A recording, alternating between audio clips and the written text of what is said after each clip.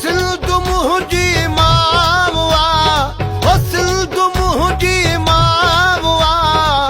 माव में मुंहिंजो साहो आहे सिंध सां मुंहिंजो सिर लॻे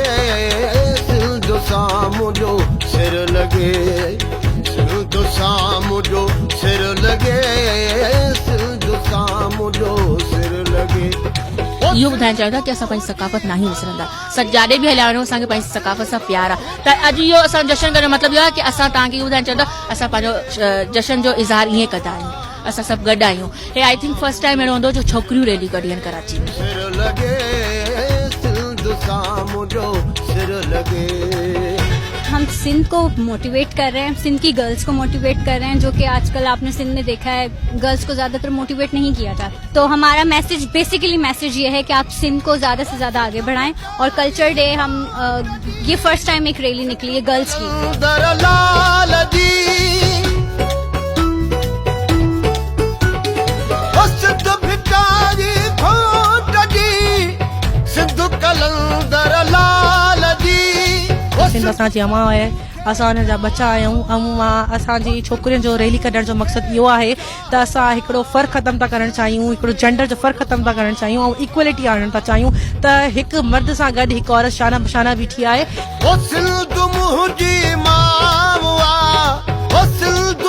जेको अॼु जो ॾींहुं हूंदो आहे उहो असांजो सभिनीनि खां ख़ुशी वारो ॾींहुं हूंदो आहे ऐं माशाअल्लाह असां जेका न्यू जनरेशन असांजी अचे पई त उहो इन ॾींहं खे इलाही सुठे तरीक़े सां मल्हाए पई प्राउड आहे पंहिंजे सिंधी थियण ते ऐं असां चाहींदासीं त असांजी सकाफ़त खे ईअं ई ॾेखारियो वञे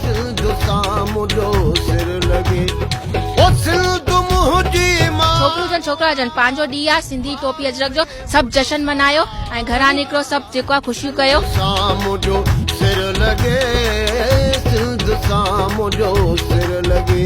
हिन जो मक़सदु इहो आहे की असां जेको आहे पंहिंजे सिंधी कल्चर खे न भुलिजूं ऐं सिंधी असांजी जेकी लैंग्वेज आहे ऐं असां सिंधी खे अॻिते वधायूं था सिंधी कंहिंखां घटि न हूंदा आहिनि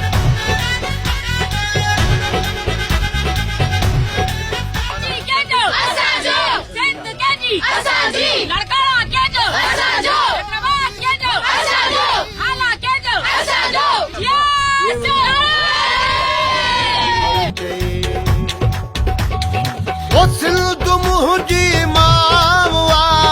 ओ सिंध मुंहिंजी मावा माव में मुंहिंजो साहो आहे सिंध सां मुंहिंजो सिर लॻे